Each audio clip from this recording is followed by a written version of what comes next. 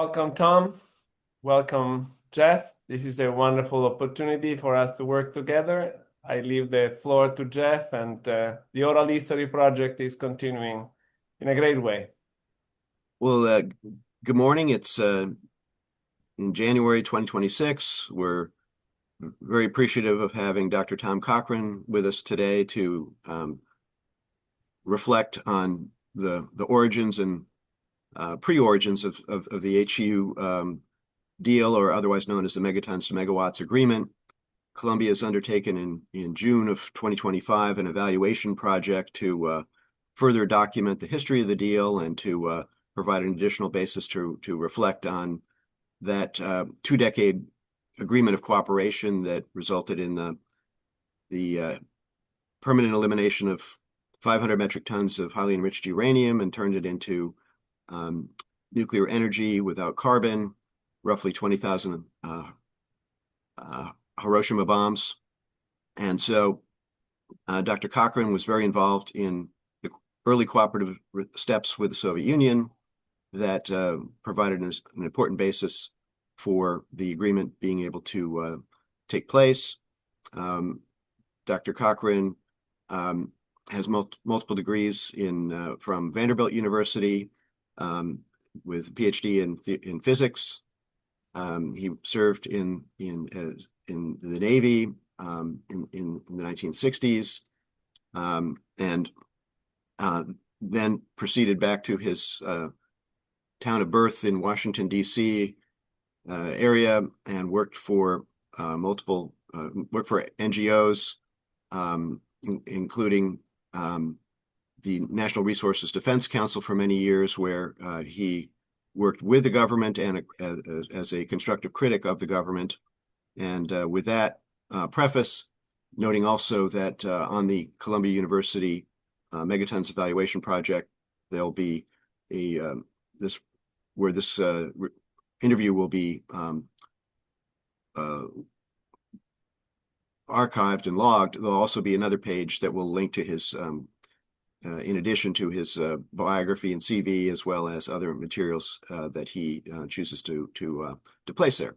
So with that, Tom, thank you again for not only appearing today, but also coming to the workshop in June of 2025 to kick this project off.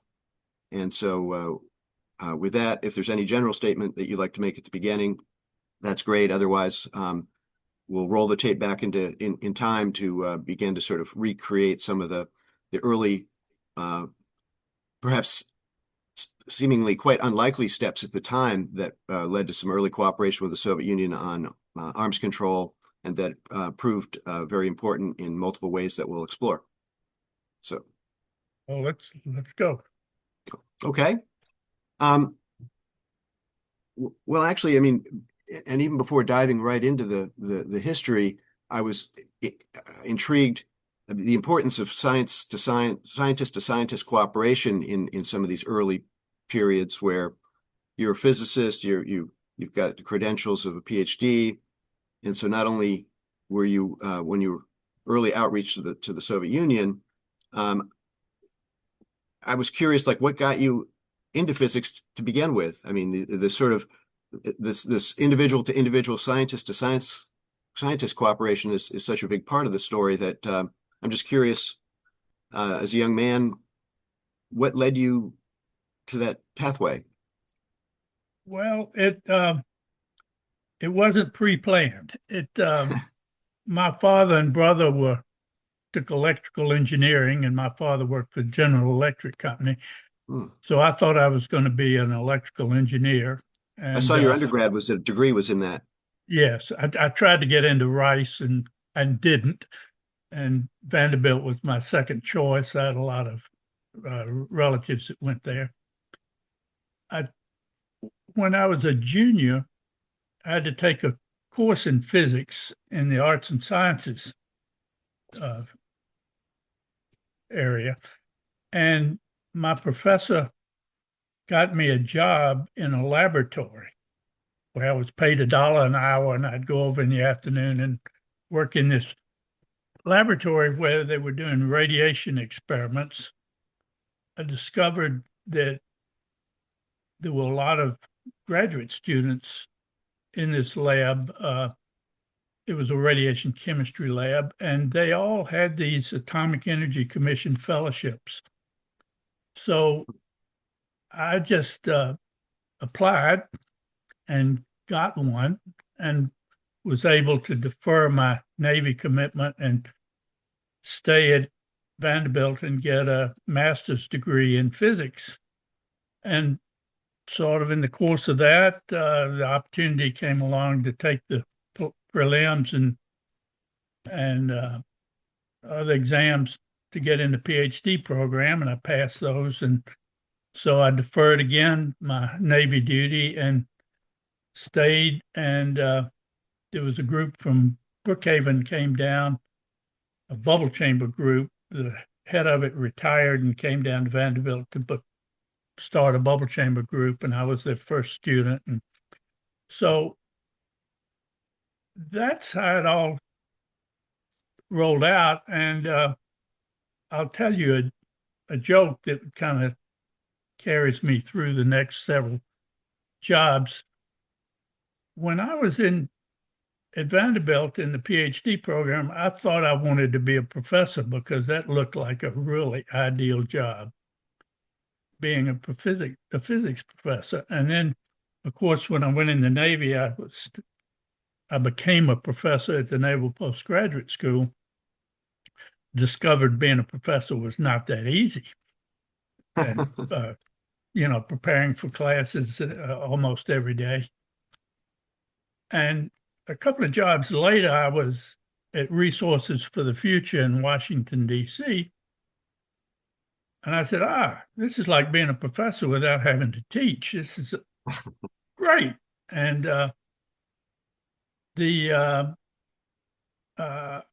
my next job was at NRDC, which at the time I went over there thinking I was just going to help out while I looked for a real job.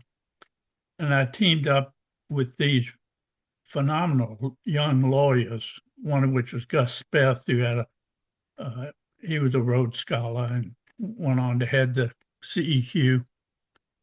I discovered that unlike in these think tanks where you write these scholarly papers that nobody reads, and if they read them, they've got their own policy objectives, and so they're not going to follow yours. But if you team up with an attorney and sue the government, they have to read what you say and they have to respond to it. And so that turned out to be the ideal job, was working with attorneys at a Natural Resources Defense Council and taking on the Atomic Energy Commission and others. And so my career there, which was about 38 years, was a combination of litigation and working with the government, many times as an advisor on various committees, Right. government committees. And it was a great job. Well, as an aside there, I can remember you and colleagues coming in the 1990s to see the deputy secretary, or later in the, I guess again in the 2000s. I remember coming in to see Secretary Moniz and Richardson on another topic we might get to on the Non-Proliferation Trust. But anyway, I remember seeing you in action. I actually tried to was offered a job by Hazel O'Leary to do the proliferation work at DOE.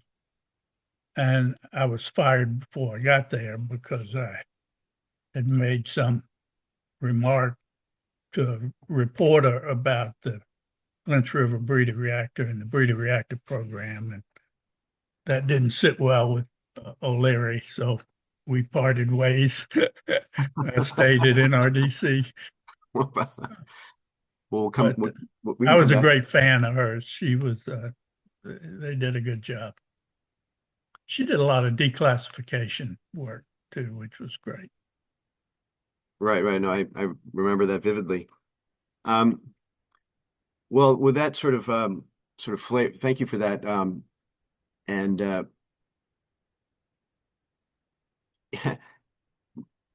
it resonates with me.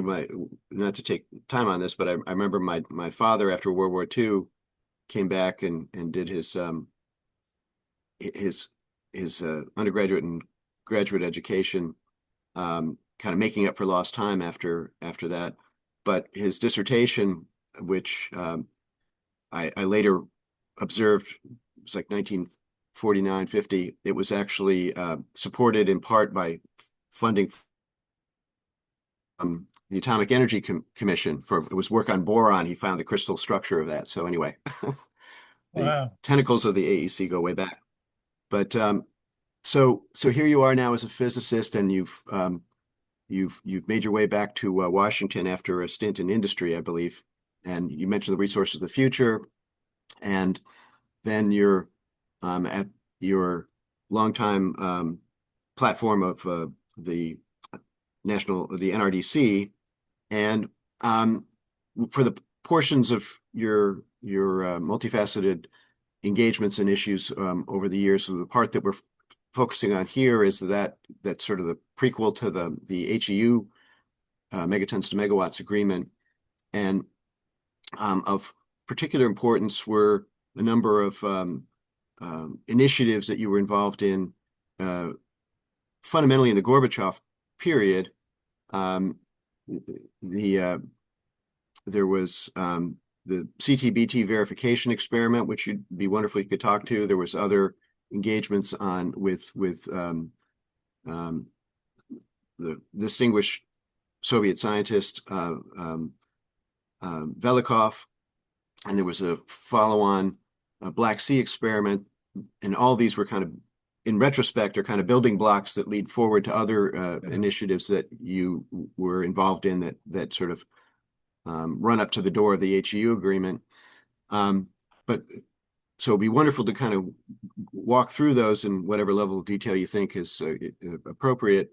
But moreover, before just simply diving into the I think it was 1986 to 88 endeavors on the CTBT, how did you get to know the people that were involved in that, like Velikhov or John Holdren? How did you create this community that ended up being able to kind of work on these initiatives in the new times of Gorbachev?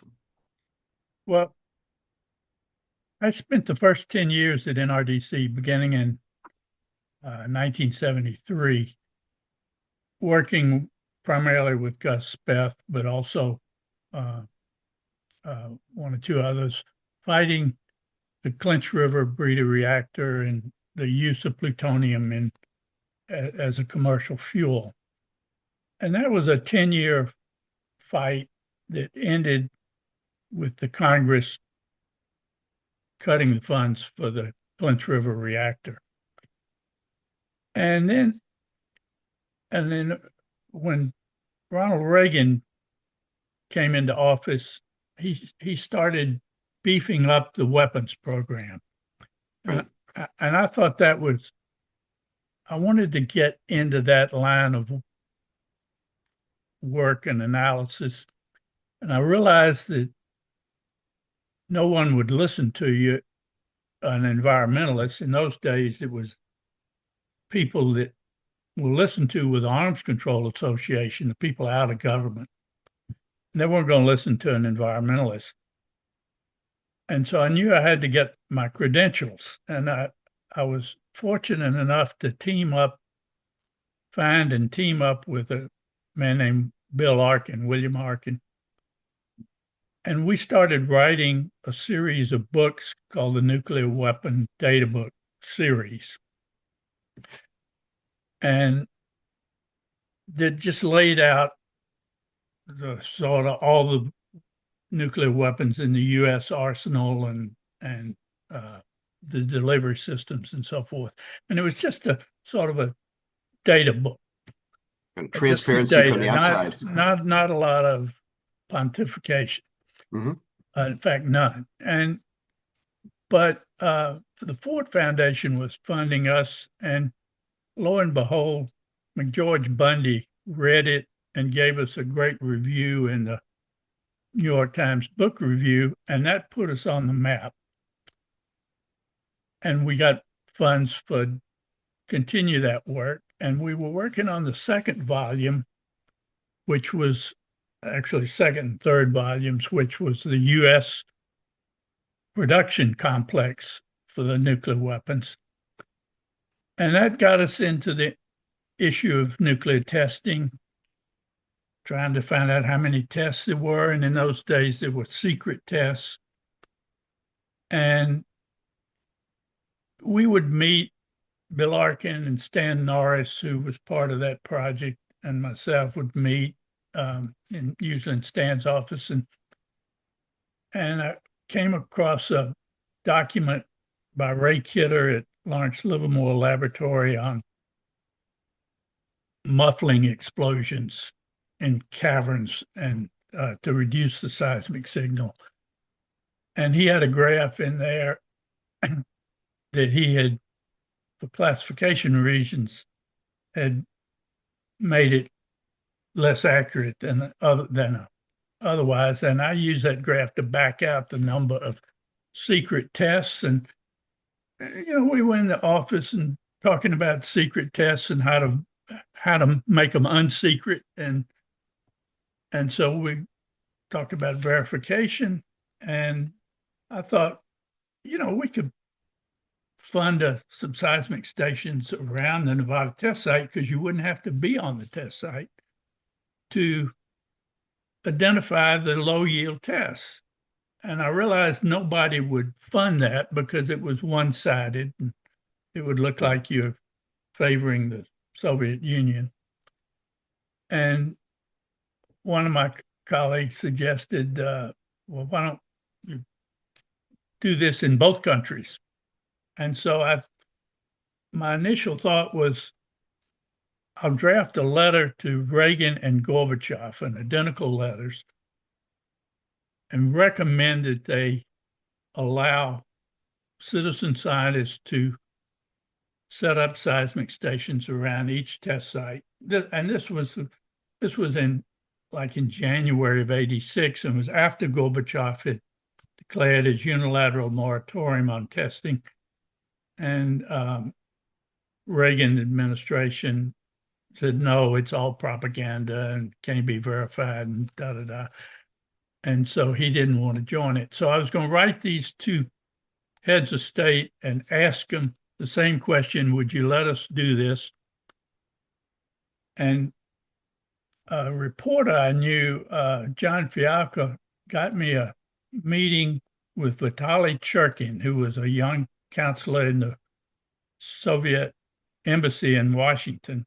We went to lunch at the Iron Gate in Washington, and I presented these two draft letters to him. Churkin, by the way, later became the UN ambassador for the Soviet Union after years later, as he climbed the ranks. Very good English, if I recall. Yes. Very nice guy. I met him several times informally at Fialka's house. He said, this won't work. You got to put in your letters some stuff about what would happen if Reagan didn't go along with it. And so he basically scuttled that idea. I knew about the Federation of American Scientists and Jeremy Stone, and Jeremy was doing these meetings with the Soviet group, largely out of the Soviet Academy. I called Jeremy and asked him, how do you talk to Soviet scientists? And he, as a consequence, he said, we're going to have a meeting down in Virginia at a place called the Early House. Oh, yeah, it's beautiful.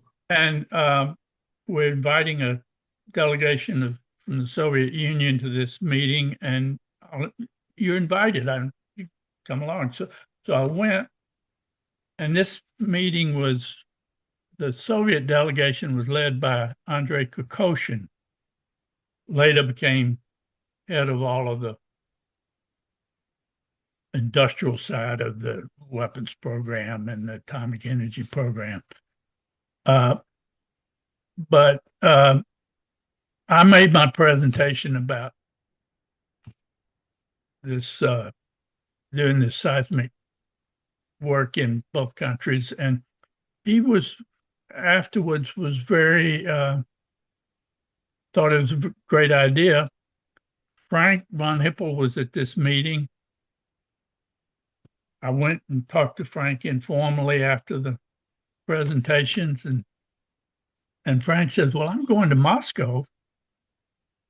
He was going with the parliamentarians and see what happens. And so you have his whole story of his interactions previously with Velikhov.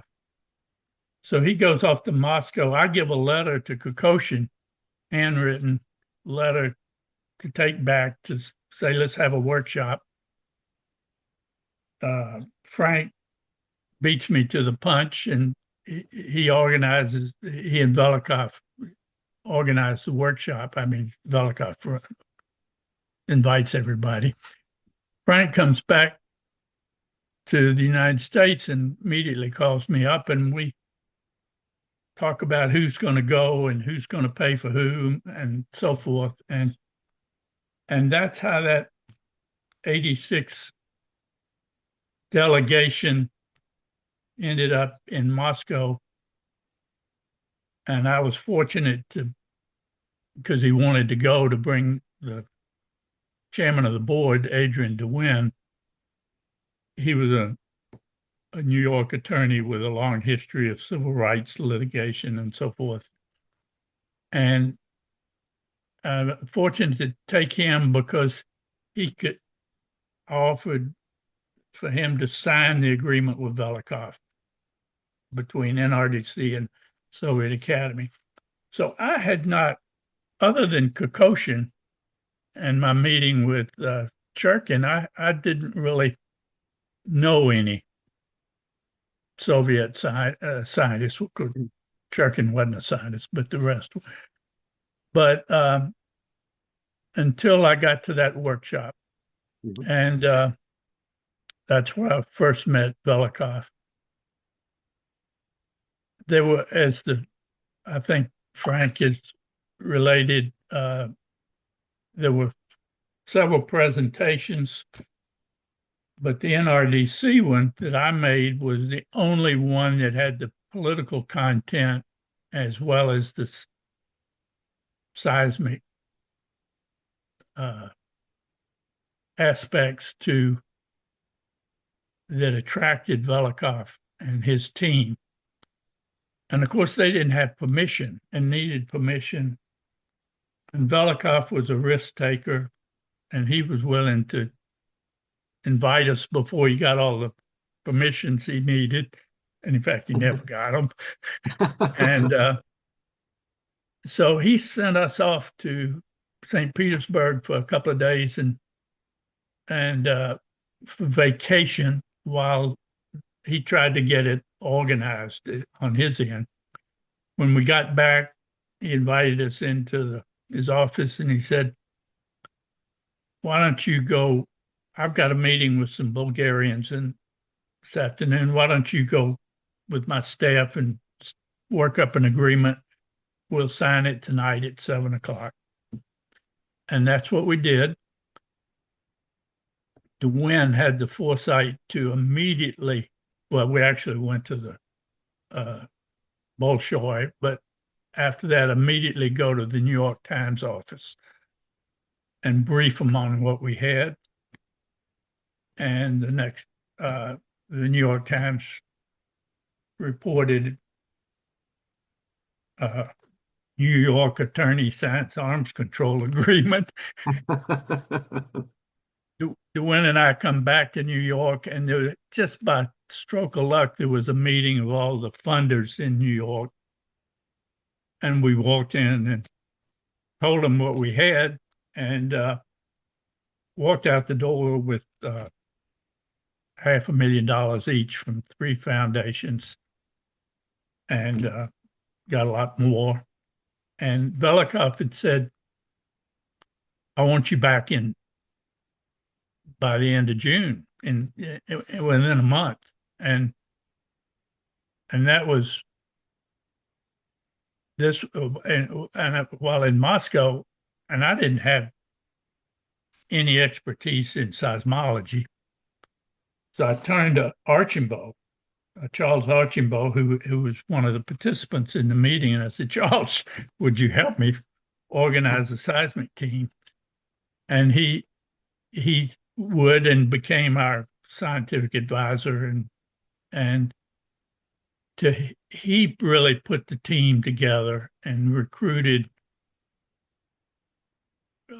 We had an initial team that went over and met Velikhov's requirement to be back within about a month. And then we had a team from Scripps Institution of Oceanography led by John Berger that ran the program for the next 4 or 5 years, 4 years.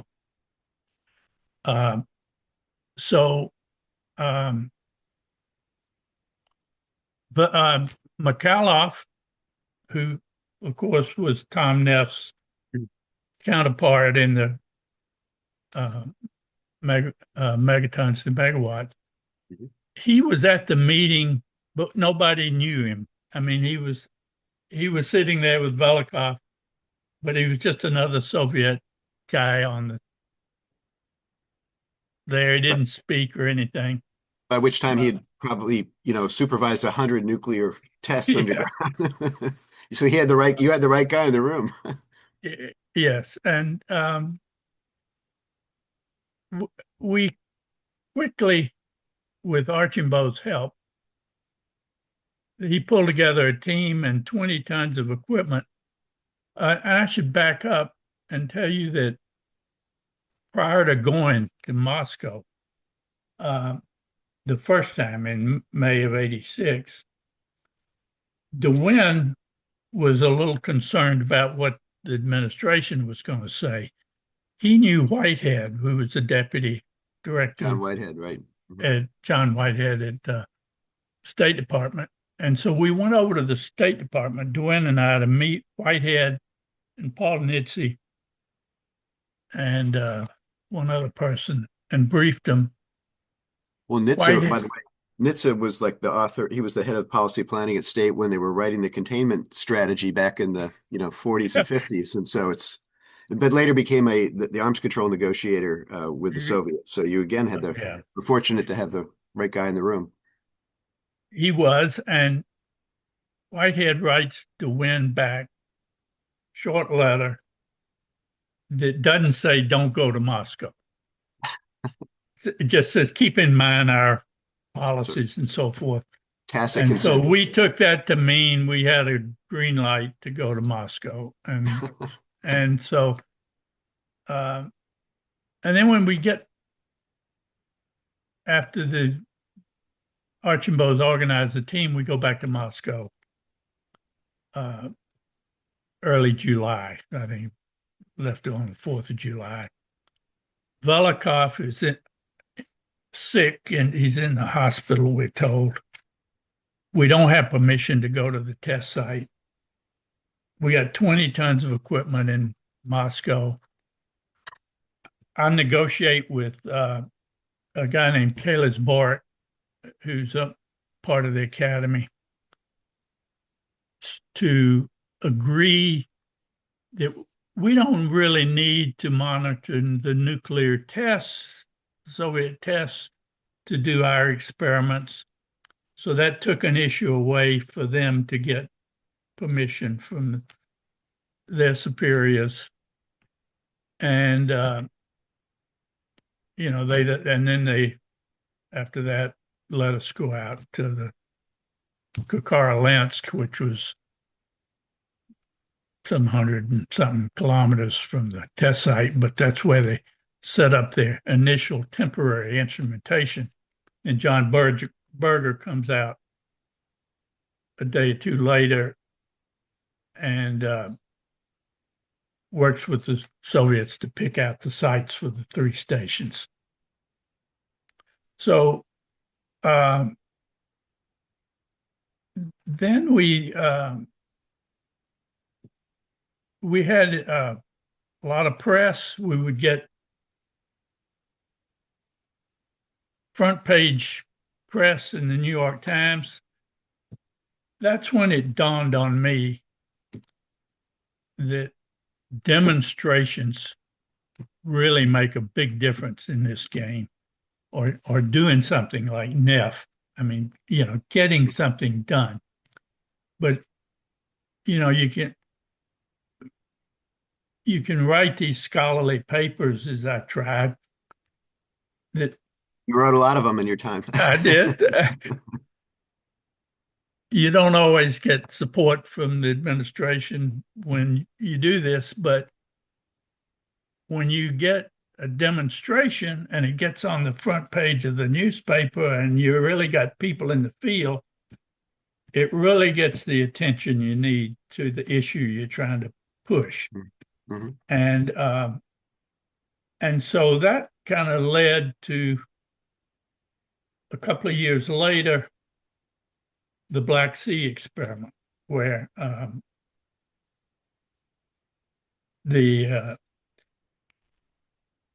we had taken Velikhov was using us after we set up the stations to pursue some of Gorbachev's glasnost and openness approach to. And so we took some congressmen over the following year, 3 congressmen, and Velikhov used that opportunity to take us to the Krasnoyarsk radar station, and which led. It was a matter of dispute in policy. It was built in the wrong place in violation of the treaty. The ABM treaty. It was built inland. It should have been built on the edge of the Soviet Union. And because it was built inland and near some ICBM fields, the DOD was saying it was a battle station radar. It wasn't an early warning radar, and it was a violation and so forth. And they were right. And Velikhov's taken us out there and put the spotlight on it. And a couple of years later, that was terminated. But while we were there, we were able to go in and measure the distance between the receiver, which would have been a quarter wavelength or half wavelength, whatever. And so we could show that it wasn't a battle management radar because the wavelengths was too short and too long. Technical proof that it wasn't the worst fears confirmed. And then we had a lot of trouble getting DOE because Richard DOD to let the Soviets come to the stations John Berger had set up around the Nevada test site. For reciprocity. On private and public lands. But after those obstacles were cleared, we invited Velikhov and a delegation to come duplicate what he had done for us in Kazakhstan. And we setting off an explosion to test the chemical explosion to test the sensitivity of the instruments. On the plane back, Velikhov back to DC from Reno, Nevada, Velikhov and I were sitting together having a conversation. Well, what are you going to do next? What are we going to do next? And we went through a bunch of ideas and settled on the Black Sea experiment because I recognized, because Frank had invited me to some joint studies they were doing with the Soviet group on how sensitive one could measure the gamma rays from warheads and detect them. And somebody had in the academy had told Velikhov he had an instrument could see these warhead from a mile away, and everybody knew that was not true. And so this FAS Soviet group wrote a paper showing it wasn't true. And so I said to Velikhov, let's prove it. Let's do some experiments with to test the sensitivity of radiation detection of warheads on ships. Because there was a big effort to get warheads off of surface ships and a problem in verification of that. And I knew you couldn't verify, but I used this as an opportunity to do some experiments. And so Velikhov agreed he would get a ship and we would do these experiments. And I spent the next year figuring out what equipment to buy and what team, and put together a really good team of scientists to do the measurements. And I called up Velikhov or emailed him and said, I'm about to spend $100,000 on equipment. You sure you're going to get the ship? And he said yes. And so we went ahead. Risk taking on both sides. Yeah, and we did this. We had about 6 experiments in all. The Soviets had probably the best one, which was a helicopter full of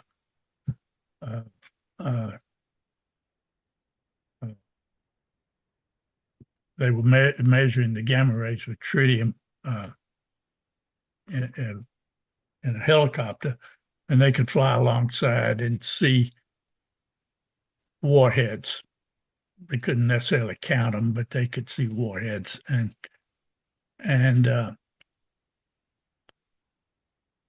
we again took 3 congressmen to that on that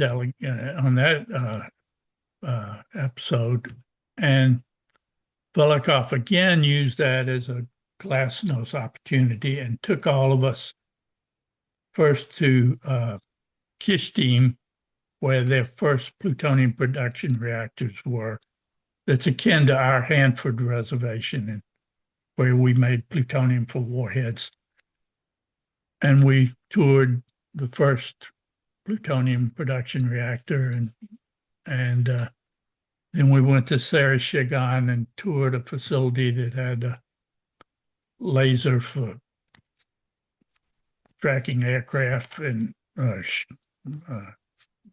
maybe shooting it. It was really tracking aircraft. DOD had argued it was an anti-missile device, and it wasn't. But so we had all of these opportunities. The seismic program sort of ran its course, and the seismologists were collected so much data in 2 or 3 years that they wanted to do something. They wanted to move the stations. They moved them. Chris Payne was then working for Kennedy, Senator Ted Kennedy, wrote some legislation that quietly moved our project to the Air Force, so that the Scripps people, Berger, were then paid by the Air Force, continue the work for another year or 2. And so we were sort of, NRDC was sort of out of the game. And we started these workshops. Actually, FAS started. The first one was, but working with FAS, between about 1989 and 93, we organized with FAS, NRDC and FAS. I say we, a lot of this, Chris Payne came over to NRDC between the first and second workshop, and he was doing a lot of organizing. But we did these workshops, and we had gotten to know Mikhailov, invited Mikhailov to the workshops. And, while it was still the Soviet Union, like in yes, 1991. Yes. After the first one there, you're in the period where the Soviet Union is collapsing. August coup attempt against Gorbachev. Yeah. And 1991, for example. So there was a lot of interest in protecting, not only reducing the arsenals, but securing the arsenals and securing the materials and all of these verification issues. And it was, so we addressed these issues in this series of workshops that went back and forth between DC and Moscow and Kiev. And that's where Tom Neff met Mikhailov and secured the grandest arms control deal, the Megatons to That was Megawatts. October 1991 was that meeting. The Soviet Union still existed, but not for much longer. Yeah. Where you mentioned that Tom was at the meeting. Who were the types of who were the types of folks that were at, for example, that October meeting from the U.S. side as well as the Russia side? You mentioned Frank and Tom on among the non-governmental scientists, and then we had Mikhailov there. What was some of the other mix of characters there? Well, they were mostly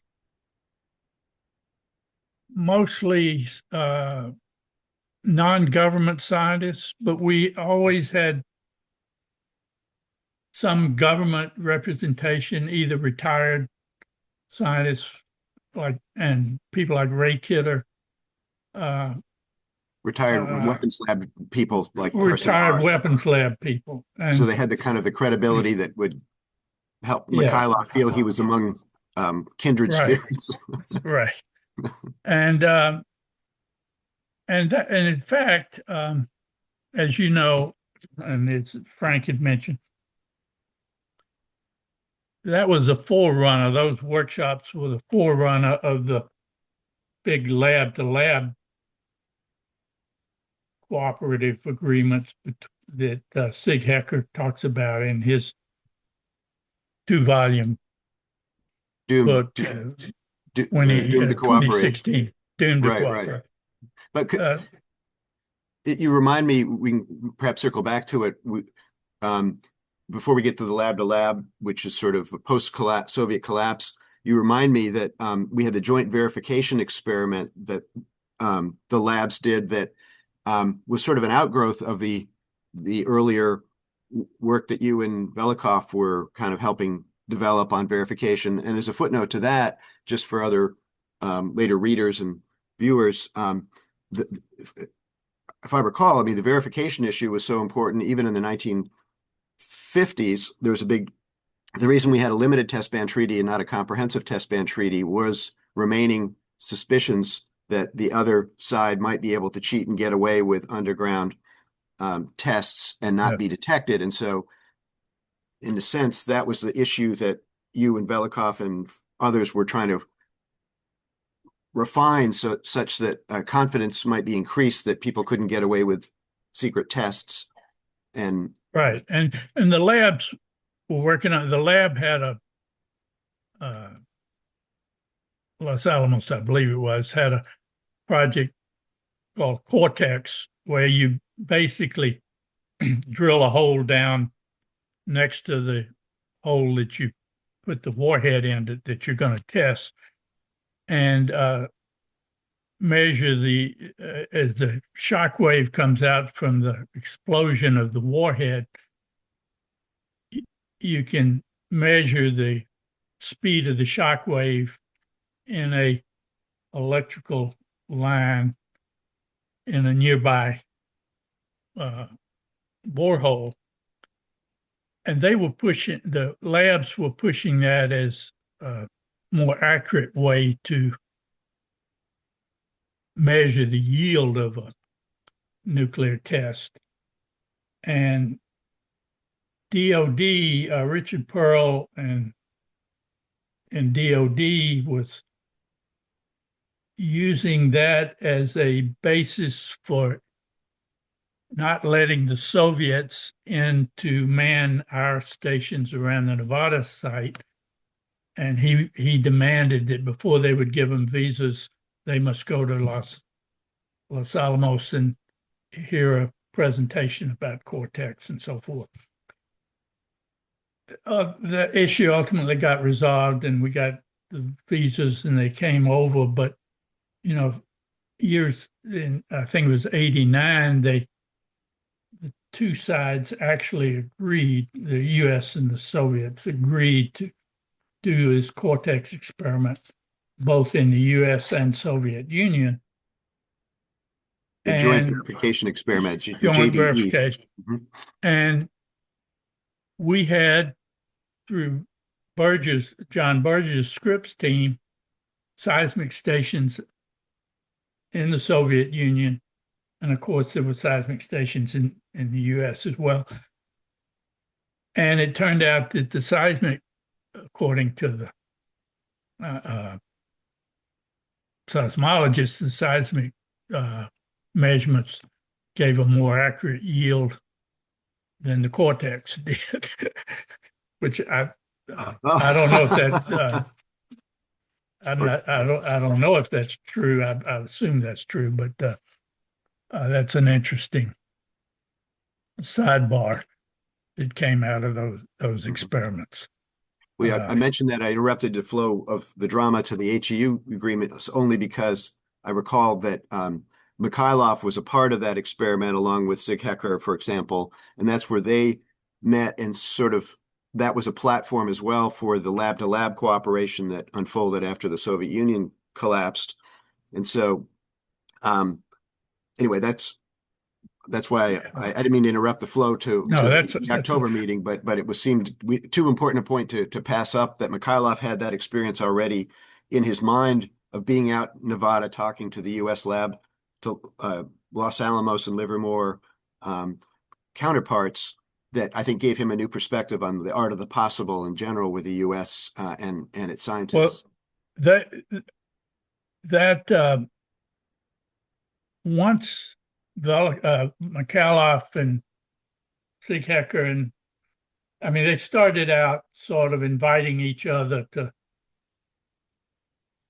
the laboratories in the Soviet Union and in the United States, and then later organized this cooperative agreement. But once they started getting together, we were no longer needed. You had been the catalyst. You've been a helpful catalyst. Yeah, our role in these international workshops sort of was taken over by the government cooperative agreements, so well, as a footnote there, and then perhaps we can cycle back to the October 1991 meeting. I was in the Department of Energy as in early 1994, for example, when the first gathering of the lab of the Russian laboratories to talk about materials protection and control and accounting was held at the Kurchatov Institute, where Velikhov presided. So even after you had done your work as a helpful catalyst, then he was then involved in being able to bring in the hinterlands of the Manhattan complex and sort of socialize the idea that having Americans come to your facility with ideas and money on how to better secure nuclear materials without all the Communist Party watchers watching watchers was, it was a wonderful transition. But to come back, perhaps to the October 1991 meeting, and then any recollections that you might have of the subsequent December meeting in Moscow. Do you recall like talking with Neff and or Mikhailov at the NRDC FAS October meetings, or any reflections on the one in Moscow? Right, I think you were there when the Soviet Union was collapsing. Yeah, in the third workshop, the one in Moscow, and then moved to Kiev. But in the second one, where I think it's the second one where really Neff and Mikhailov get together in Washington. in Washington, I remember Neff being there. I remember his making a presentation. I wasn't in the hall when he was Sure. privately talking to Mikhailov. Afterwards, we took Mikhailov around the Hill and introduced him to people. I think you probably know this better than me. If my memory is correct, he was looking for funding for a facility to secure warheads, a storage facility that the U.S. was willing to help pay for. And so we took him around the Hill, but I was not privy to the private discussions between Tom and Victor. Well, I was always wondering about that because I've in my manuscript I did find newspaper reporting about Mikhailov going and talking to senators and none, and then being on the record about Mikhailov saying we need your help, and it was contemporaneous with your NRDC FAS meeting in October, and so but I had not seen confirmed anywhere what you just said, that you and perhaps Chris Payne and others were kind of shepherding here this deputy minister then of atomic energy of the Soviet Union around to various parts of the Congress, and he's saying remarkably, I need your help and money, US. I mean, what a change of tune. In arms control, it was the glory days. I mean, you just can't do that today. I mean, today you have Putin, Xi, Trump, North Korea. I mean, Iran. I mean, there just isn't in the late 80s and early 90s, particularly during the Gorbachev era, there was a great friendship and desire to work together and solve these problems that you just can't do anymore. And it's sad. And what's interesting. Yeah. I'm sorry to interrupt. I was going to say it's interesting because in the first Reagan term, like you said earlier, there was the buildup and the evil empire, but then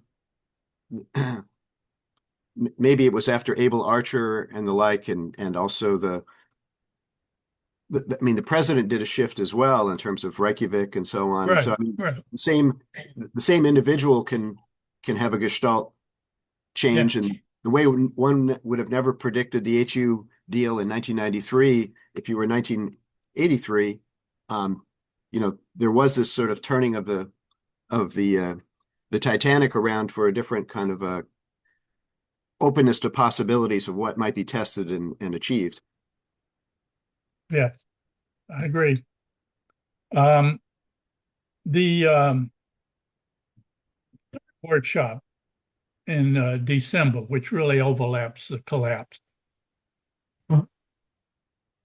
Now we're starting to, in terms of organizing these workshops, we're working more closely with the foreign ministry than with the academy. And the foreign ministry helped us organize. They basically organized the first workshop in Moscow, and then we all get on the plane and go down to Kiev. While we're at that meeting, what NRDC was trying to do, and Steve Fetter, working with us, was propose verification. This was an opportunity to initiate a joint verification scheme for warhead dismantlement, which we've never had. So Soviets and now the Russians don't go to Pantex and watch us take apart the warheads, and we don't do the same in Russia. There was an opportunity with Ukraine giving up its weapons to initiate a joint verification project for warhead dismantlement. Steve Fetter spent a lot of time, and I worked with him on how to create a verification scheme that allows you to verify that you're taking the material out of the warheads without revealing anything about the structure of the warhead or the yield or anything like that. And that was our purpose at those two meetings, was to try to initiate this joint verification of warhead dismantlement. It was the first time when we went to Kiev, it was the first time that it was the head of the Russian 12th Main Directorate that was in charge of warheads back. before they're mounted on the missiles or in the bombers. It's the first time he met with his Ukrainian counterpart, who now had inherited the Soviet missiles in Ukraine and all the warheads on them. The U.S. government was there in Ukraine, in Kiev, to try to convince the Ukrainians to give it all up and send it back to Moscow. And these warheads were more trouble than they were worth, and they weren't worth anything, and you should just give them to the Russians. And we were trying to set up the verification effort. The Soviet general said, we won't do the cooperative dismantlement unless the U.S. government is directly involved. We go back to the U.S. government, say there's the opportunity, and they don't want Russians mucking around with U.S. warheads. So that was the end of the cooperative effort. We didn't sell it. Which was a shame, but that's life. What's interesting is, a number of things. One, that the Kiev did give back their tactical nuclear weapons relatively promptly to have them shipped back to Russia. And then later, by late summer of 1992, when the idea that the HEU might actually have value, suddenly the Ukrainians said, well, wait a minute, they haven't given back their strategic weapons yet, but they said, like, well, if you're paying Russia, like, what about us? So that became a negotiating issue. But another thing that occurs. Let me interrupt you. Yeah. When I was in Kiev, I learned that the American delegation was telling the Ukrainians that the warheads had no value. It cost them more to take them apart and blah, blah, blah than they were worth. And I said, no, no, no, they've got a lot of HEU in them. They're worth a lot, and you should get your paid for the HEU. So Yeah. there may have been some, I don't know if that sunk in, but In the same vein, I had met Neff came to see me at the State Department in late 1991, and he sent me a memo that I cite portions of in my manuscript from the trip in Moscow and Kiev, and he mentions he spoke to the value of the thing, but it didn't penetrate to the political level at the higher level. But I mean that you and Tom Neff were both in the calling it as it was. The other thing that occurs to me about your verification discussions is that you mentioned it didn't play out as you might have hoped for verification in a broader scale, but it strikes me that the HEU deal itself actually had aspects of what you were talking about, warhead verification, because without a lot of fanfare or controversy, ultimately procedures were developed for the U.S. lab officials to be at facilities in Russia where they could verify that the HEU was coming out of a warhead, and then they would chip it up, and then they would downblend it. And so some of the discussions that you had earlier on verification may have been played out in the lab context and in a way that was sufficient to do the HEU transparency verification. So yeah, but of warheads. I think that's correct. But but that was a one-time deal, and Yeah, we're now in a era where there's no verification, and right.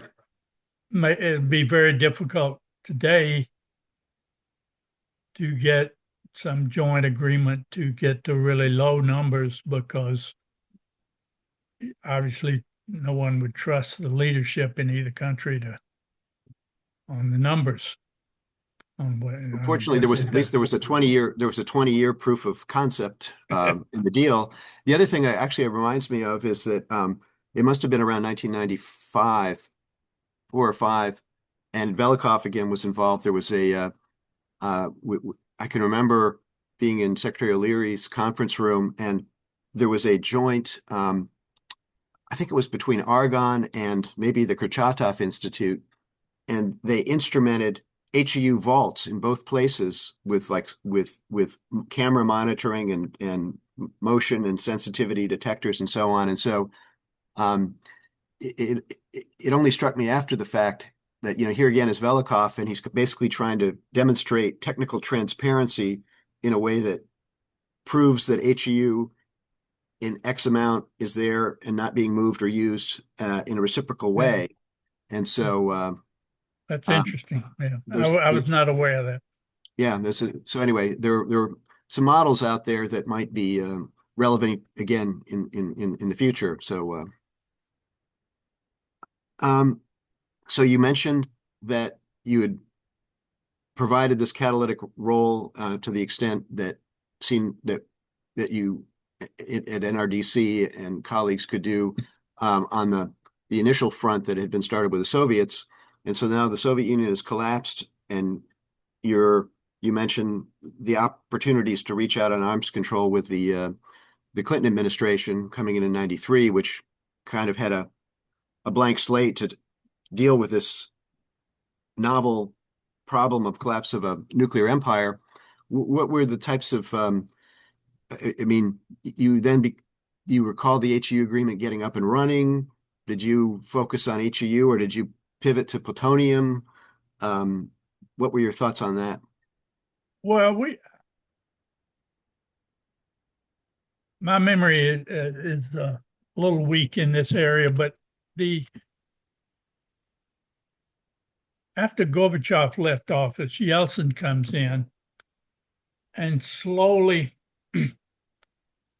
the ability to interact deteriorates. And so we don't have we move on to other issues because you simply can't, we had trouble dealing with the We being NRDC in this case. NRDC. I mean, So the government's those of us who are outside of the government. So government relations increased, and then NRDC then recalibrated when we had to go find other work. So I would say, in part because of the inability for non-government organizations like us to interact with the government under Yeltsin, and the fact that two governments were beginning to cooperate, there wasn't a role for us in that, and so we would move on. And then, of course, the next big ticket item is 9/11, and I had spent a couple of years working with McKinsey at NRDC in let me back up. I thought the last big secret was the PSYOP that hadn't been exposed. We've been through a period where it became clear how nuclear weapons were made, and then how the hydrogen bomb was made. I mean, Moreland's book on the hydrogen bomb and so forth. But one big secret still was what was in the suitcase in terms of targeting and what would be the effect of a nuclear war. So Matt McKinsey, who is this extraordinary computer guy at NRDC and a physicist, he and I start a project to replicate the PSYOP. I spend my days at NRDC collecting targeting data, where all the missile silos and other nuclear sites in the Soviet Union and in the United States and so forth, and putting them all in a big spreadsheet. Matt McKinsey writes the code for calculating the effects of nuclear weapons, blast, fallout, so forth. We do this big study, publish a report in June of 2001, September 11th, 2001. Yeah, the 9/11 Trade Center. Nobody cares about the PSYOP. It's all about terrorism. So that report is on the shelf somewhere, and maybe somebody will come back to it. But in fact, the academists were coming back to it recently. But we then moved to address the issue of security of nuclear materials. And, you guys in the government and we're still working with the Russians on all of the cooperative deals, and we were off in another direction. If I could take you back again to in the early 90s, there was a National Academy report on plutonium. I remember you had some focus on plutonium. Of you and Chris Payne came in to see Secretary Curtis about the significant quantity of plutonium was maybe needed to be thought through in a different way than the IAEA standards. And so I was just wondering the HEU deal was often a good way that you were then kind of focusing in on the plutonium counterpart. Well, there was just to back up a little bit,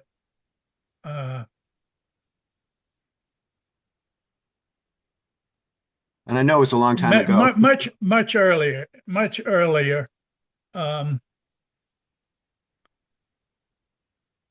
There was, I'm trying to remember how this went, but there was an effort funded by I think by the Ford Foundation. In the 70s, in the mid 70s, I think that was partly of the McGeorge Bundy. Well, there was an effort that led to Wilrich and Taylor. Do you remember writing a book, Ted Taylor? Right, on the safeguards. Right. And safeguard and the lack of security of safeguards of nuclear materials. And I got to know Ted Taylor. Now, Ted Taylor had gone out to Los Alamos as a scientist, and he designed the largest fission warhead ever tested, 500, at least by the US, right. 500 kilotons. And he designed the smallest warhead ever fielded, the bazooka warhead. Right. He knew how to design nuclear weapons. John McPhee profiled him in an interesting way. He taught me a lot. Wow. And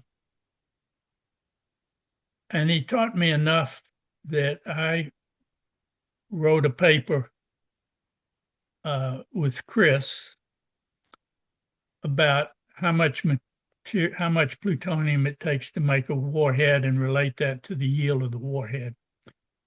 And although I know the formula, for security reasons, I didn't want to. I've never revealed the formula, but it was the basis for curves in this report that Chris and I wrote. That for your safety, we'll say you've forgotten it now. But so it turned out that back in the day when the IAEA was first created,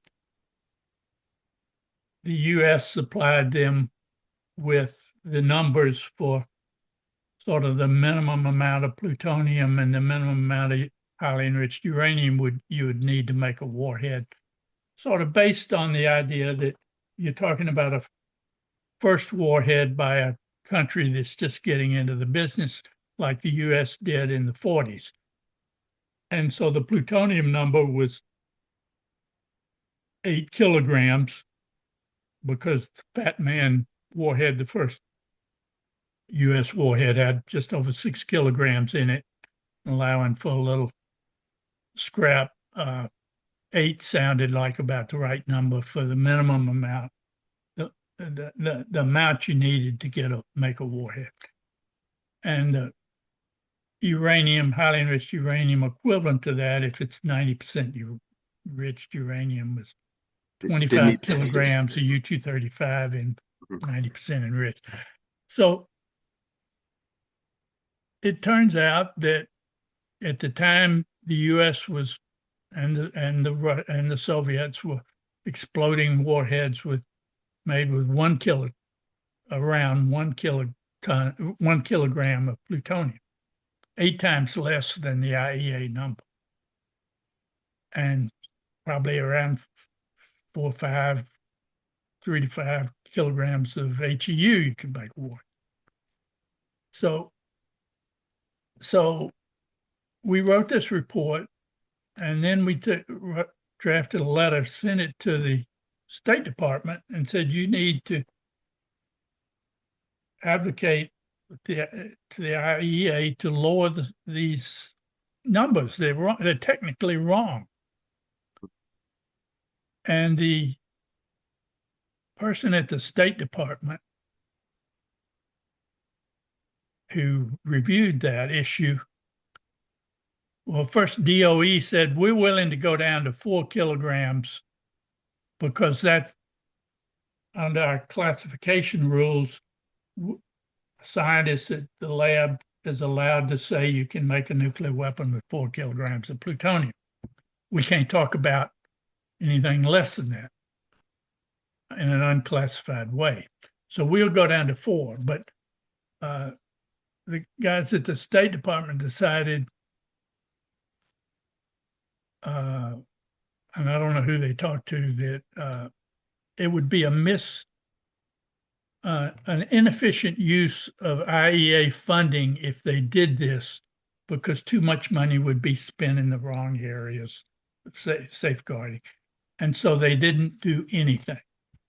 And so even today, the international community is operating with safeguards that are technically wrong. And even in the case of Iran today, you remember before Trump bombed the Iranian nuclear facilities, you were getting all these press reports about the Iranians didn't have enough yet for a nuclear weapon. Actually, they didn't have enough for a nuclear weapon you could mount on a missile, but you could have made a nuclear weapon with what they had. It would be a big, clumsy, and you wouldn't want to do it even if you were Iranian. You would want to spend a few more days and enrich it to 60% to 90% enriched in the isotope U-235, so that you can make several weapons and mount them on missiles. But everybody was in the press was making technical errors, saying they didn't have enough uranium to make a nuclear warhead. And in any case, the safeguards, in my judgment, today are totally inadequate, because everybody knows how to make warheads, fission warheads, with much less. It's just the yield goes down. I mean, it's the fissile material that's the real barrier, not, I guess perhaps your point at the time was with respect to plutonium, it was sort of a comment on the plutonium fuel cycle. And at the time there was already excess plutonium around the world, and perhaps the concern was less with DOE's materials at various facilities, but more the civil cycle. Yeah, it was all about the civil. It would have collapsed, which it should, the civil use of plutonium in these nuclear reactors around the world because of the inability to safeguard it accurately. If you implemented, in my judgment, if you implemented safeguards that were technically correct, you wouldn't have civil use of plutonium, because you just simply can't safeguard it at that level. In the manufacturing and reprocessing and all of these places where it's used, it's in a different form from just a nice little slug. You can't, your accuracy of the inventory is not sufficient to detect a one warhead's worth of plutonium. Do you recall ever talking with Velikhov about plutonium? Because he later, I recall around 1996, to try to get the Russians to disposition plutonium, to put it into spent fuel as opposed to the form you were just referring to. No, I never talked to him about that. Because there was a Holdren-Velikhov dialogue that basically the Russians still were kind of in love with plutonium and felt it was a path forward to useful nuclear energy fuel. And the U.S. they sort of grudgingly would agree to make MOX fuel and put it into spent fuel if we paid for it. And so that was what Velikhov was working with Holdren to try to find that overlap space that they could disposition weapons. I wasn't involved. Wasn't involved. Okay. Well, yeah. So anyway, did you ever stay in touch with Velikhov after that, or did he get pulled in different? No, not. No, I didn't. He, just out of curiosity, how about with Neff? Did you cross paths with him over the years that the HU deal was being? No, he was too busy. Too busy. No, I mean, no, that was just a great success story. I mean, looking back, I once gave a talk at Princeton about what I'd learned in all of this business, and one of the things I would say to young people coming up is, spend 95% of your time on your day job, but take 5% of your time and try to do something really moves the needle. And, only your chances of success in that really big one are like maybe 1 in 20, but it's worth it. Because if you score, it's worth it. And in my experience,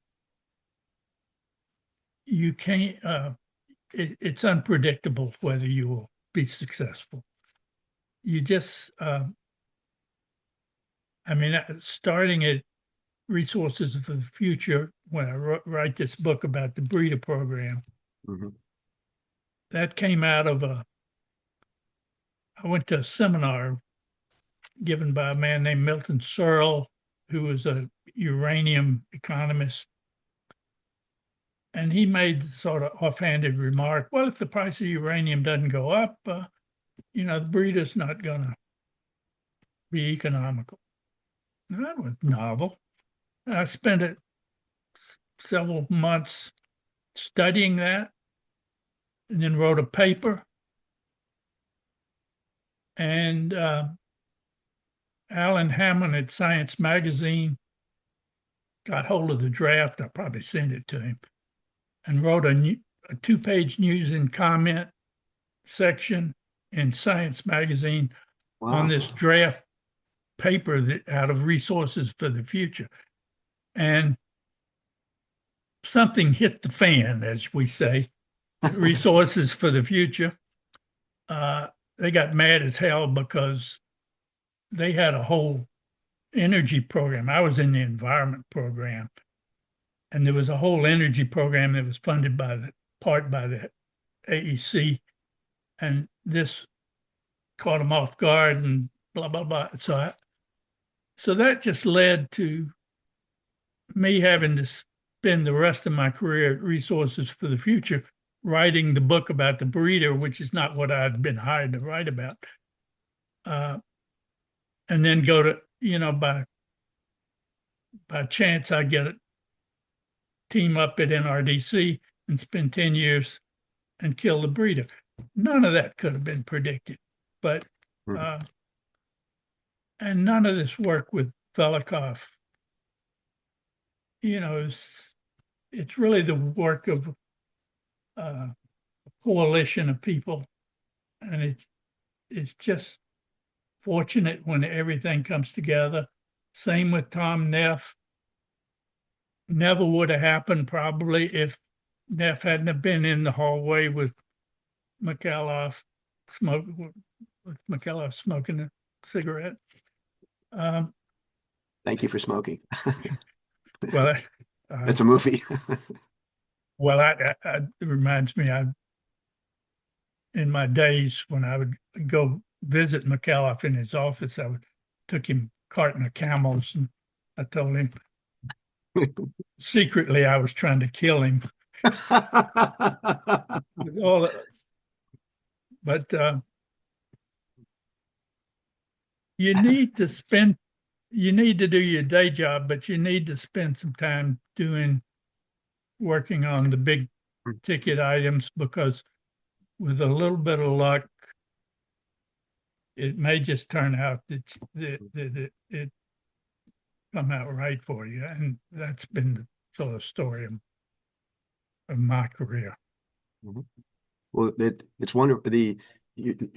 Your discussions earlier of how the networking among scientists happen, there was an open-mindedness to try something new and take a risk. And so, I mean, the way the kind of coalition built was very interesting, and you know, on your part as well as Velikhov's and Jeremy Stone's. And that's also my advice. If you're not in the coalition, you need to start one. You know, you can't win these issues without a coalition. I mean, the test ban issue was a huge coalition that predates my involvement, certainly. I mean, the freeze movement. I remember going to a meeting decades ago with there were several guys from the Kennedy administration, and I think it was the atmospheric test ban they were talking about. And you would think that the only people involved were the administration, were the government people. Linus Pauling was not in the picture, you know. But a lot of the government programs originate in the government, but a lot of them originate because people outside of the government are pushing the issue and it gets picked up. And when you end up reading these histories except for yours, histories of these programs, often they're about how the president did this or the president did that, and they don't tell you about the coalition of people that carried that movement up to the president, made it happen. And I think there's an interesting book to be written on sort of the role of science and policy, I mean, in cooperation, where like Eisenhower, I believe it was James Killian, he made a science advisor to kind of have another point of view on sort of these nuclear issues. And it gave him sort of an independent point of purchase with the AEC in many respects. And there was a genuine argument on the verification issue, if I recall, between the skeptics like Teller and von Neumann and others. And then on the other side, Beta and others were trying to look at the evidence about, you know, what were the detection trade-offs and so on. And there was sort of the skeptics, you can never trust the Soviets. And then there were those, well, with the right technical evidence, you can come to arms control agreements. And to some extent, those sort of tensions continue to play out, you know, to this day. The skeptics are not entirely wrong, because you can end up turning dark ways like Putin. But then again, the science-based approach where you can engage technically and build platforms for cooperation, that has merit and proven itself as well. So there's a sort of ongoing dialogue between distrust and trust through science building that, you know, plays out to this day. But I can't resist. You mentioned being in Mikhailov's office more than once and smoking. I mean, do you have any other kind of recollections about? And I don't remember when I first. I don't remember when I first engaged with Mikhailov.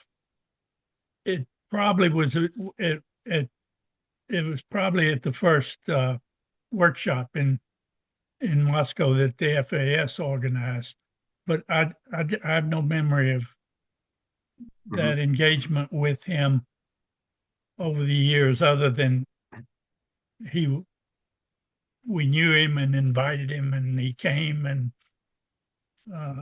he was great to work with. Because you wrote a history of this of the Soviet/Russian weapons program. I wonder, did he ever comment on that, or I'm trying to remember. I forget the No, year of the no. publication, but no, no. Oh, no, yeah, it was a You've written so much. co-authored, yeah. No, I don't remember talking to them Yeah. about it. I'm sure he took a look at it. Yeah, I'm sure he did. Yeah, he was. Um, Probably laughing at it. no, well, um, the we've taken a lot of your time here. I don't know. Do you have any? You've already kind of given some high level um, closing remarks and advice to the next generation. As a grandfather myself now, I know you're a grandfather. You know the shadow of the future extends further, and your hopes for the future. So I appreciate your advice. Well, I would add one other piece of advice. Uh, get an advanced degree. You know, if you're leaning towards science, get your at least get a master's, but preferably get a PhD. Uh, that really opens the doors for you in terms of being able to Hmm. move the needle. Uh, uh, and even if you're not a great physicist like I was never a great physicist. You had you had physics papers and just in in the reputable science journals. So don't. Yeah, but they're I mean I was always amazed at the geniuses that I met, like Richard Garwin and Ted Taylor, and uh, never close to being in that category. But uh, Well, you found if your you're strengths not and you in played that to them. category, you can. Oh, another advice to young people is go to work with really smart people because you'll co-author papers with really smart people. And when you get the opportunity, hire people that are smarter than you are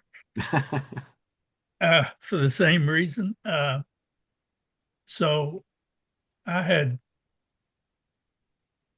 great opportunities throughout my career of being in and around people that I thought were much smarter than I was, that uh, particularly at NRDC, you had these very smart lawyers, very smart people on the board. And when you create coalitions or join coalitions, they're very smart people you can work with.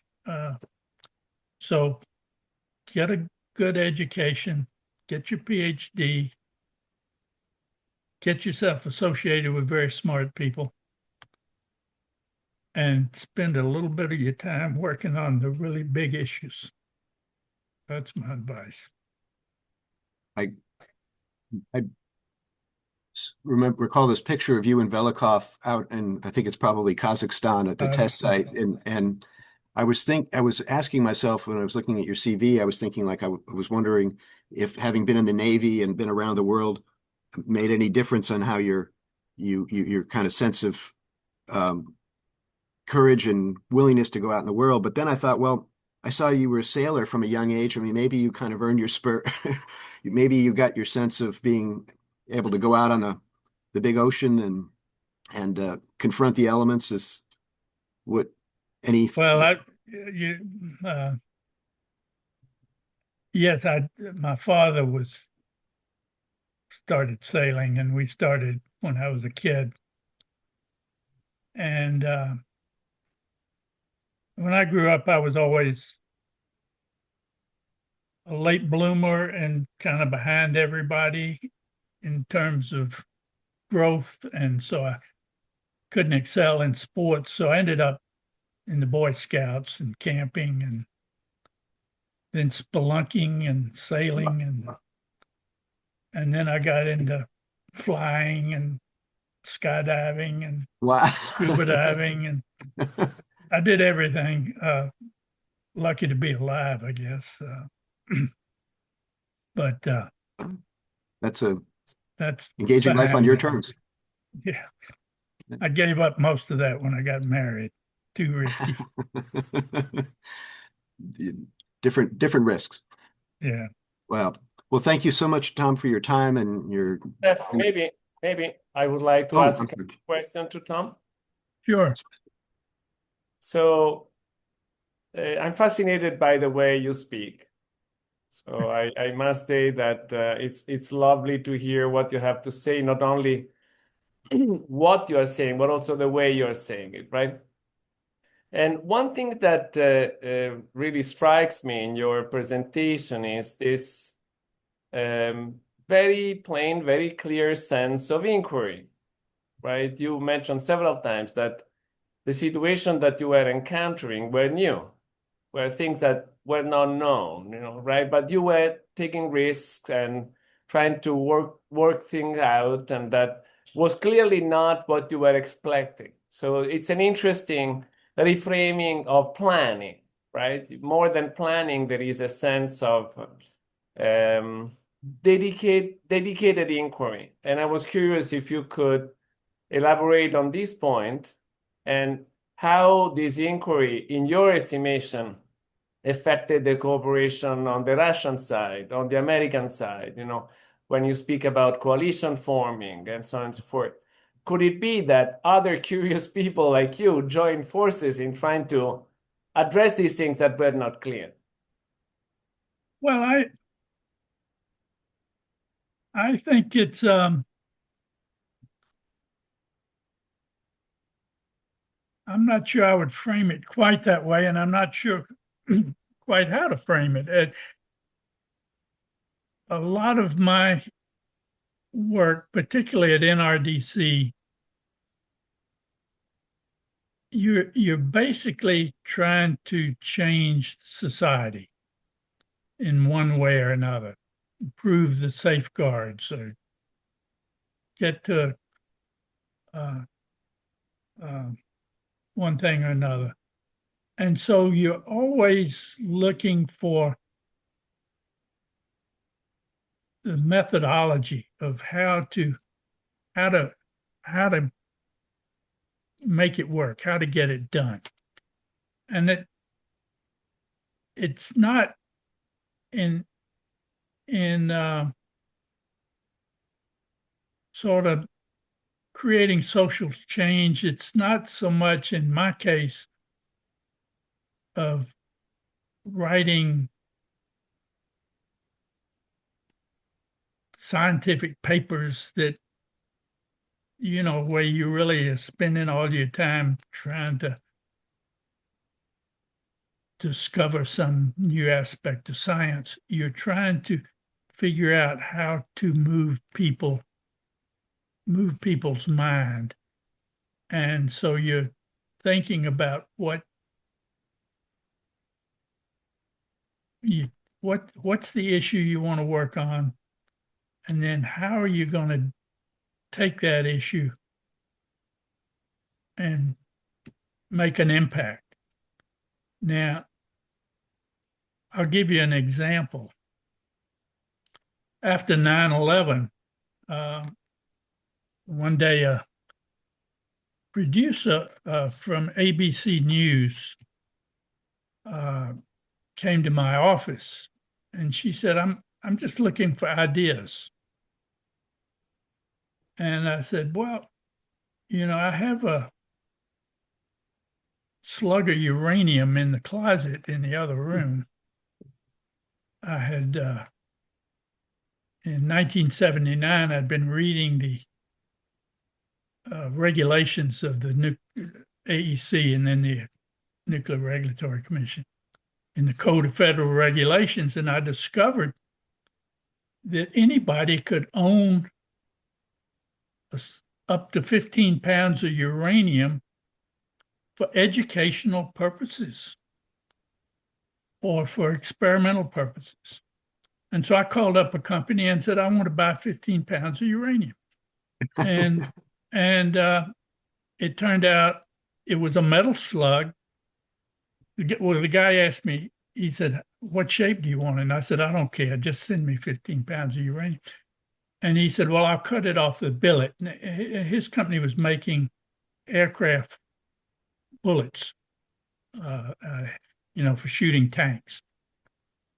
So he sends me in a box, all labeled with radiation stamps and so forth, a box with this cylinder of uranium. Turned out it would fit perfectly in a 12-ounce Coca-Cola can. So I take Coke can, 2 Coke cans, one I can slide and cut the bottom out of one, and so I can slide it, put it in the Coke can and slide it together. And in the early 80s, I used to give talks about plutonium. And I would take this Coke can and I'd put it on the lectern and I would say, give my talk, and I'd say, oh, by the way, this is actually uranium, but if it were plutonium, it would be 1 bomb's worth. This is enough to make the Fat Man bomb. And I use this as a sort of something to just show people how little it requires. Persuasive prop. A prop. And so I told this producer, ABC News, this was after 9/11. And what happened after 9/11? Everybody in the government got worried about terrorists, and they started worrying about terrorists smuggling in a nuclear weapon.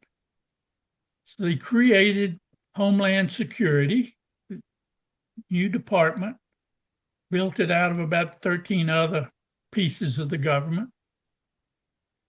And they gave it a mission to prevent it. One of the missions was to prevent smuggling of nuclear weapons into the country. And so they go to the weapons labs and say, how do we do this?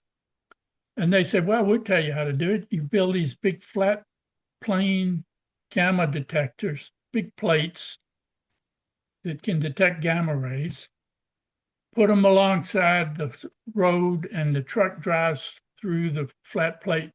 And if there's any plutonium or uranium in there, we'll detect it with these huge plates of gamma ray detecting material.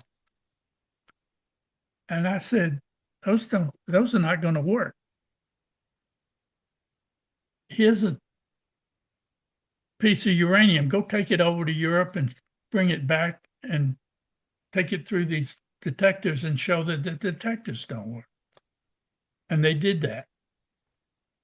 And they smuggled it through Staten Island, opened it up, filmed all of this for ABC Thursday night show.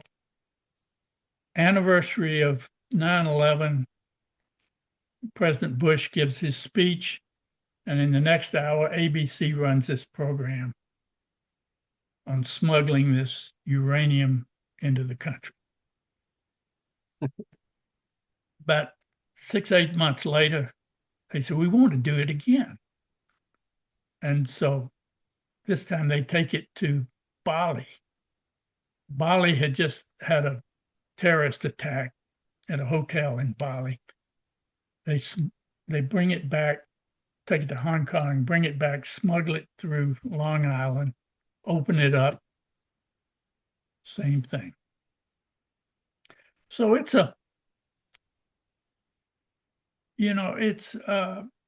again, it's demonstration. If I'd written a paper, nobody would have done anything. Well, they didn't do anything anyway, but at least it got the government's attention. And In fact, they put me on a watch list. Provocateur. Congressman Markey got me off the watch list. He wrote to Homeland Security, and 4 months later, they said, "We're pleased to report Dr. Cochran is no longer on the watch list." But that's what, you look for. I had already done the demonstrations with the Soviets, so I knew the power of demonstrations and getting out there and not just talking about it, but showing it in a way that it'll get picked up by the press. Then you get the attention of the government. And if I'm not mistaken, you took that Cochran to the Congress. But in a way, Tom, it seems that demonstration requires certain assumptions, right? One assumption is that you can demonstrate something that you believe is true and can be demonstrated by your doing. Yes. Second thing is that you trust that the person that is on the other side will see the demonstration and accept what is true, what the demonstration demonstrates. You hope. Well, yes. There is an assumption. Yeah.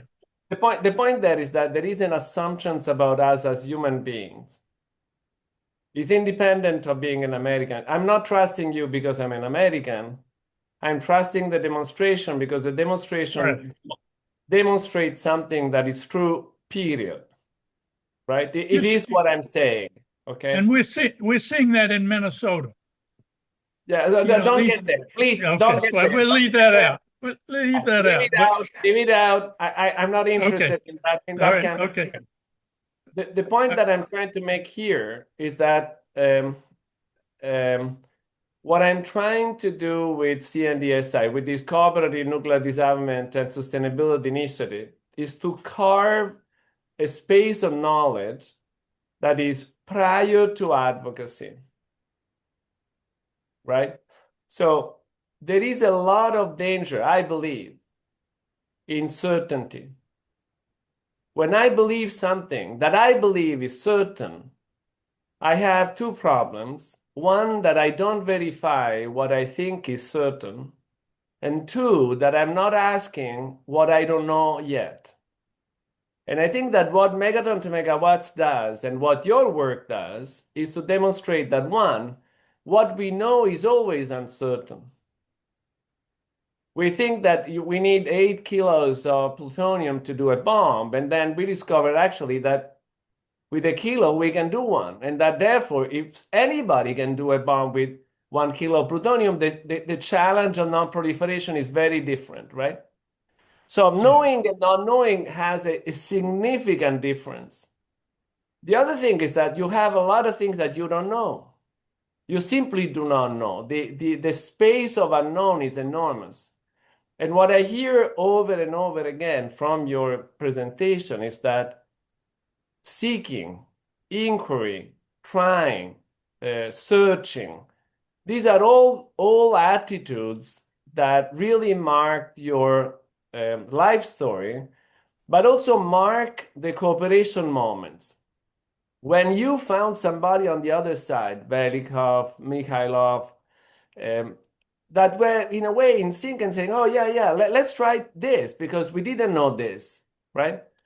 And then you see on the Jeff side that this works also on the bureaucratic side, because when you have an hurdle, when you have an obstacle, you can see the obstacle as a way to say, oh, by I'm certain that this is not going to go anywhere. It's too risky for me. I don't want to get a risk on the bureaucratic side.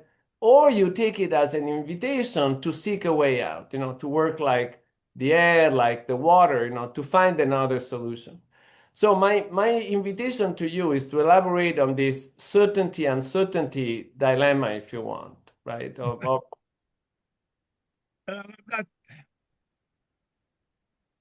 I think that's beyond my capability. I think I'm going to leave that to you to explore.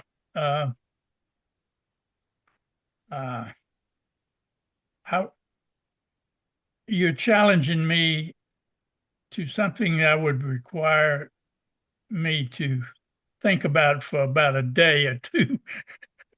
Happy to go back in a couple of days. Figure out what I want to say. Um, uh, it's interesting because an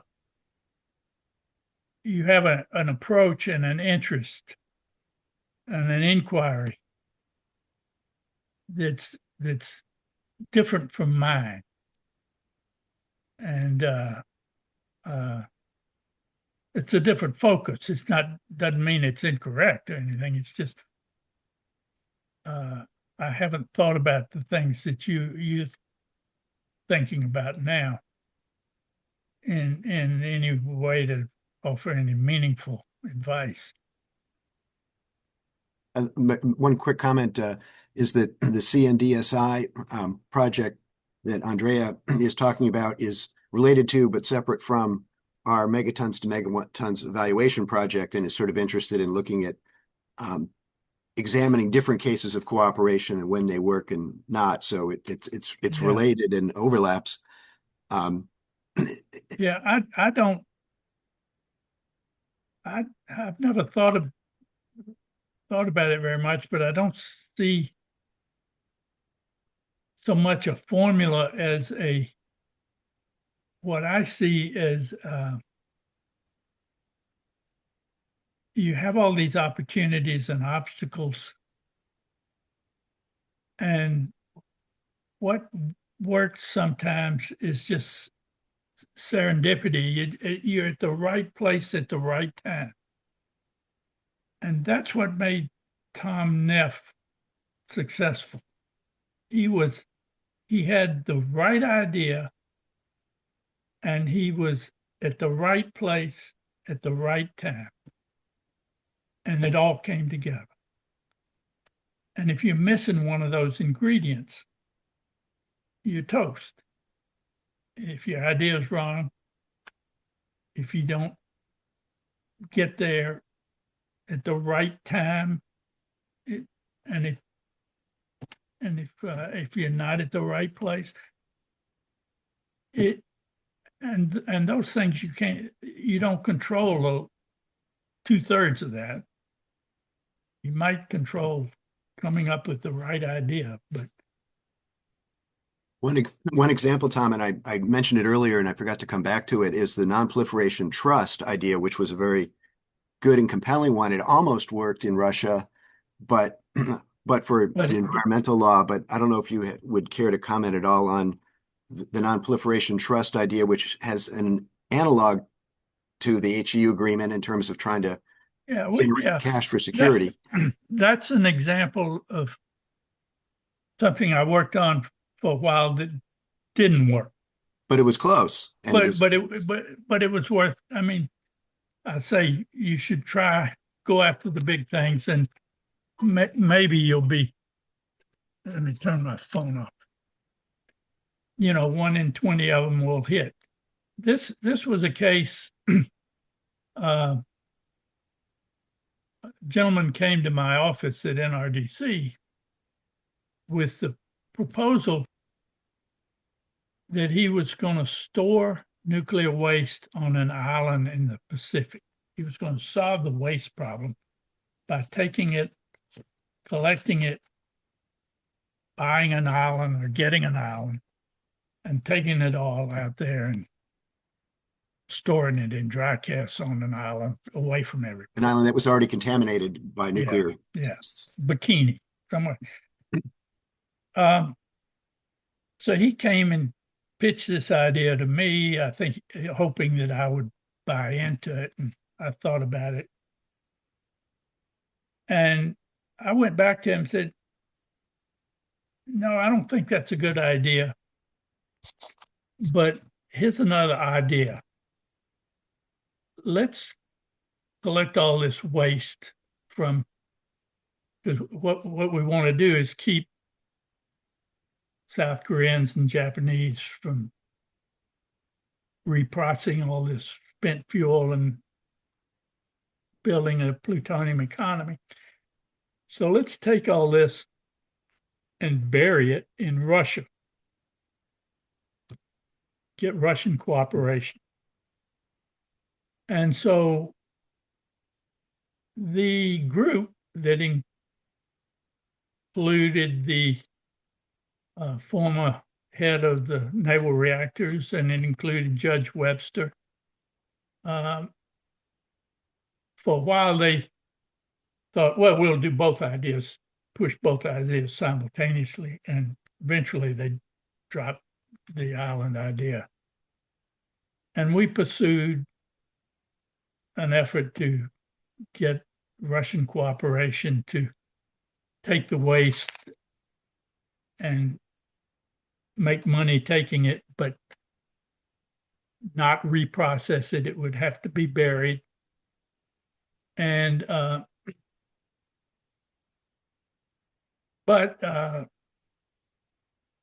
you know, we never pulled it off.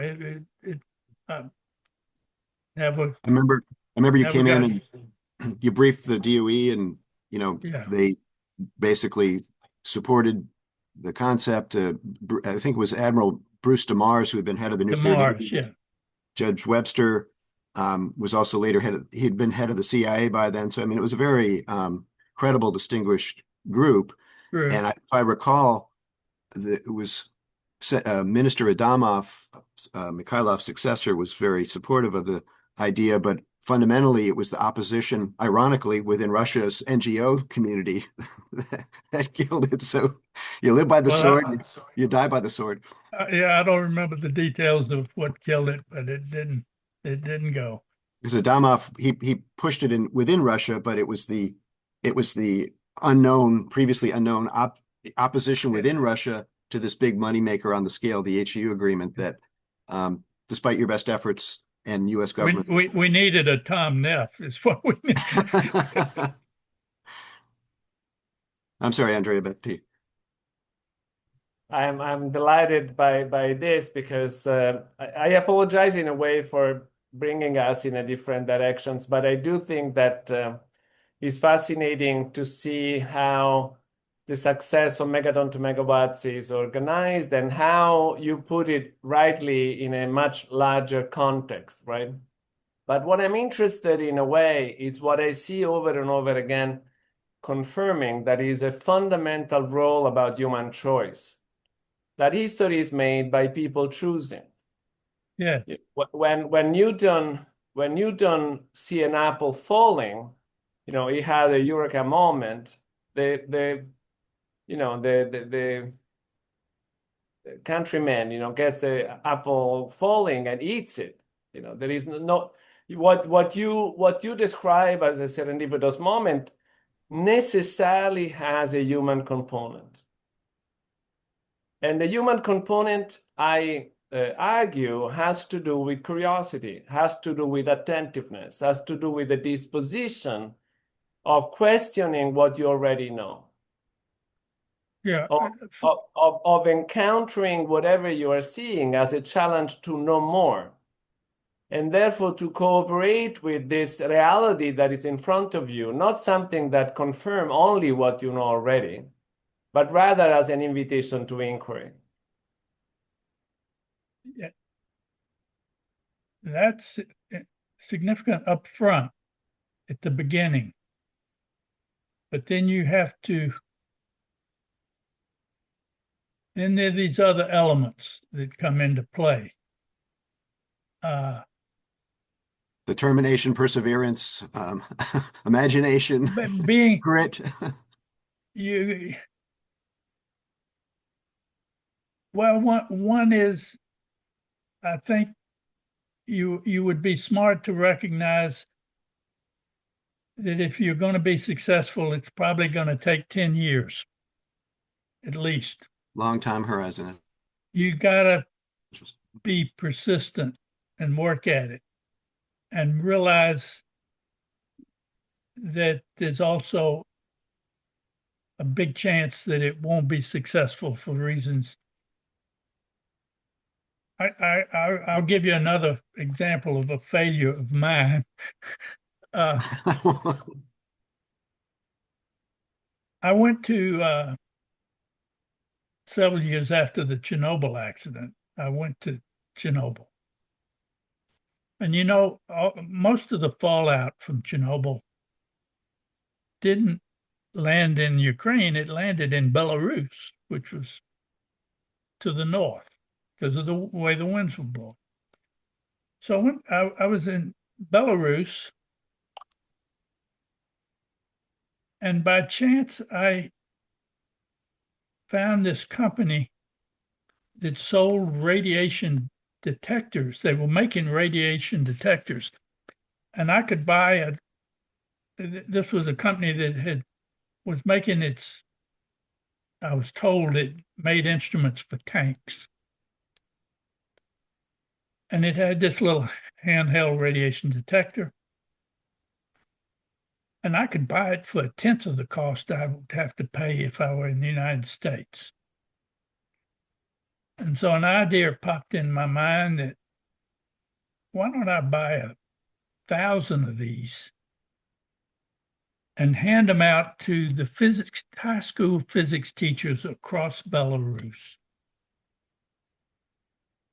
and organize a 2-week or 1-week training program in Kiev to show them how to use these instruments for measuring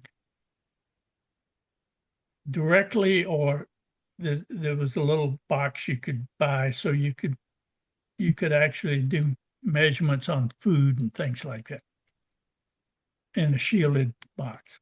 And we teach the physics teachers how to do this, and they would go back to the schools and show the students and do some experiments and could actually do some measurements in their community. And I found a guy in Kiev that would to organize to do the teaching and that part of it. And all I had to do was buy the instrumentation. And it fell apart because the guy that I was going to do the teaching found a better opportunity working with some Germans who were going to give him some other kind of equipment to do something else and so forth. So he backed out of the project. And, Yeah. I didn't renew my interest. Things happen, but the idea was great, right? And so there is not only the inquiry, but also this building, creating. Yeah. Yeah, as Jeff was saying, the grit and the determination and the perseverance. One last element, and then I definitely closed. Okay. It's on verification.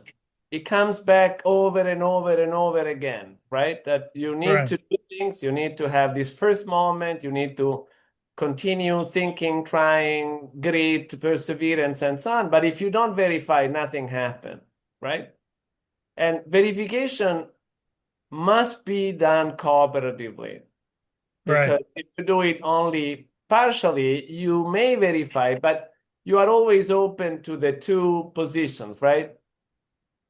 I believe that I can trust this result, or I don't believe that I can trust this result. Then it becomes a game of feelings more than science. So I was curious if you could elaborate on the role of verification in the whole story. Well,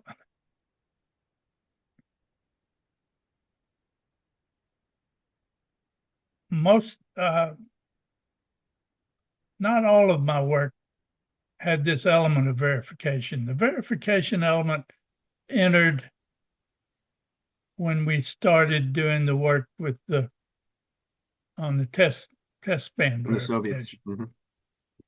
And that had all the elements you described. I mean, you have to have an idea, you have to pursue it, you have to get to the right place at the right time and the right people to get the cooperation, and there's a lot of luck in all of that. And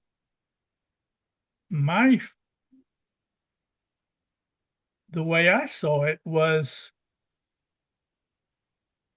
not so much the role of verification, because that idea was already well recognized. I mean,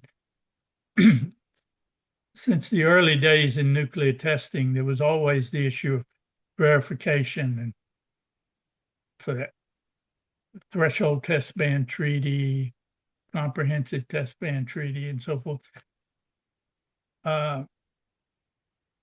It wasn't so much the verification, it was important is that it was the demonstration. It was showing that that the scientists in the United States and Russia could cooperate and work together and trust each other and get the data out of the Soviet Union and get the data out of the US to the Soviet Union.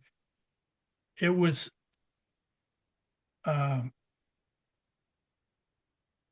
it was the demonstration of that had an impact, and that's what led me for the rest of my career to keep looking for demonstrations. You know, how can we amplify what we're trying to sell through demonstrations?